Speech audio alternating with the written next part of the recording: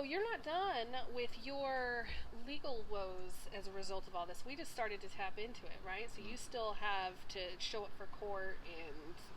Yes. So I get sentenced next month, end of the month.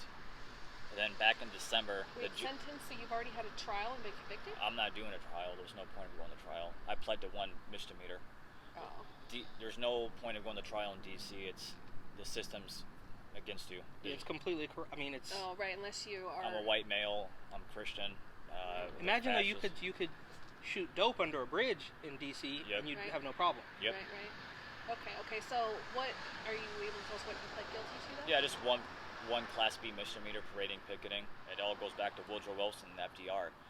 But when you read the Constitution, the First Amendment, after peaceably assemble, there's a comma, then it says to redress your grievances, like the petition the government. So the parading, picketing, and demonstrating, it's actually an unconstitutional charge, and it doesn't say anything about impeding anything.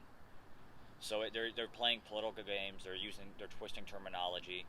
So the January 6th committee subpoenaed my cell phone data without a lawful warrant. So the committees just do whatever they want. Your cell phone company just gave it up. Yep, gave it to them. AT&T. That's why they're telling people to back away from AT&T. Are you still using them? Yeah, I got a pretty good deal with them. It's too late now. I have nothing to hide. Yeah. I really have nothing. It's just the fact that they didn't use a warrant. If they would have used a warrant, okay, cool. But they just subpoena. You can't subpoena that without a warrant. You need a warrant still. Then you subpoena my data. Right. There's nothing in here about a warrant. Subpoena is a request. And the AT&T gave it to them. And so they pilfer through all that information to charge you with not even trespassing. It's picketing and... They're still looking at. Who knows what they're going to find. They could still... They're just... Because they might now, because of confronting Luke, they might even... Because they've been probing my lawyer. A new charge. They've been probing my lawyer. They want to speak to me. So after confronting Luke, they might subpoena me personally after I get convicted and everything.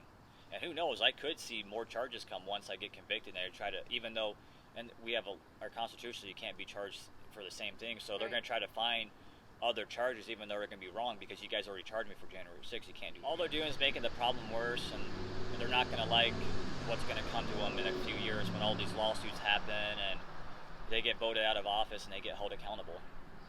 So that's pretty much it. And and I call it January 6th wasn't Patriots Day. I have a few friends that call it Patriots Day. It wasn't no Patriots Day. It was not Patriots Day. I call it the DC massacre.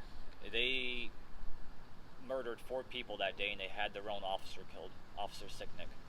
He was having a stroke, and he died 7 hours later when they could have gave him medical attention. Wow. So they killed 5 people that day. Then you got to take into account of the suicides that have happened with their own officers and of American citizens when the FBI raided their homes. Which is really suspicious.